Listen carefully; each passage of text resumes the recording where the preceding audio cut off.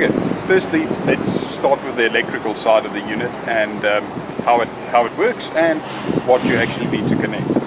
First, we open up the panel with the included key, and at the bottom here we have a guide to show you what connection pins are used for what different things.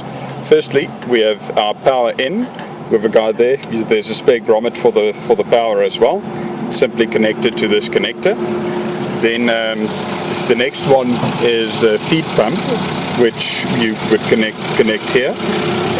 This is if you, for example, have a fairly large pre-filtration system or you're drawing from a tank, you can link the feed pump directly to the system, so you can control it from this control panel, and that it doesn't need its own system to control. There's this power out to the high pressure pump. Then we've got, for the two valves, there's two solenoid valves on the inlet and to flush the membrane. Then next here we've got the feed water tank and the pure water tank. Now these are both optional, and basically what you would do for them is you want to get these kind of level floats. Basically the concept with these level floats is when they're hanging down, that it's got a little ball in. So what it does is, if it's level, it's not connected to anything. When it drops down, it's got a ball that connects two of these three wires together. And then when the tank is full, the ball rolls back and connects two different wires together.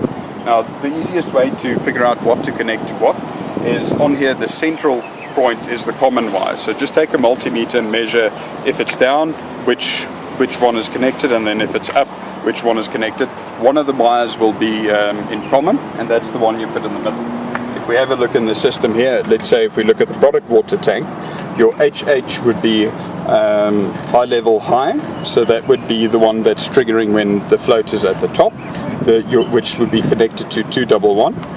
The common wire will be connected to the center one, which is the D+, and then your high level low, for when you want the system to switch on again, would be connected to 212 there. There's a pre-treatment lockout functionality in this as well. This isn't something we commonly use, but you get some automatic filter units which, when they're busy regenerating or flushing, can actually give you a signal out to a different unit to turn off. So for example, if you have a softener that's compatible with that, the softener will not allow the RO plant to start when it's busy running its regeneration cycle.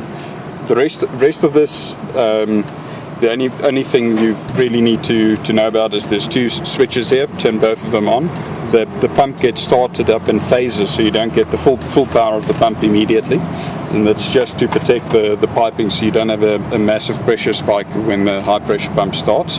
This extends the life of the pump, and of course helps that you don't by accident burst any pipes or anything like that. And yeah, that's basically the inside of the electrics.